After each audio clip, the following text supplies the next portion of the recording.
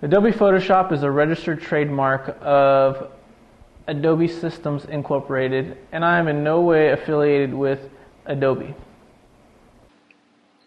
Okay, so in this tutorial I'm actually going to speak to you about Zoomify.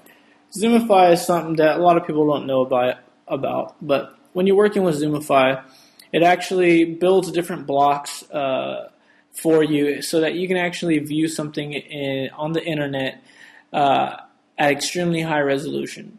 So if I wanted to view this huge panorama on the internet, you can do it kind of like a virtual tour. Now, if you had, say, for instance, one picture that was a high-resolution picture, and I can actually show you that in just a second, but on this one, we're going to kind of do like a virtual tour with it. So what we want to do is you want to hit Image. Actually, you want to go to File, Export, Zoomify. Now, I'll zoom in for you so you can see the Zoomify.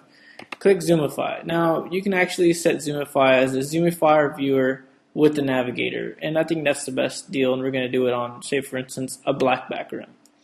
Now you want to set a folder to send it to, and I'm just going to send it to this folder, and you can actually minimize or maximize. I'm just going to keep it at high.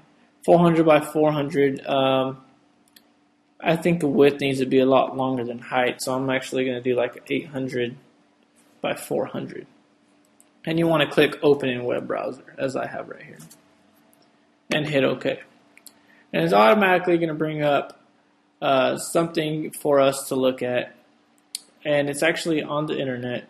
And as you can see, it's a long view of what we have done, and it comes out to us kind of like a virtual tour, as you can see. Now we actually have a way to zoom in and see actual detail,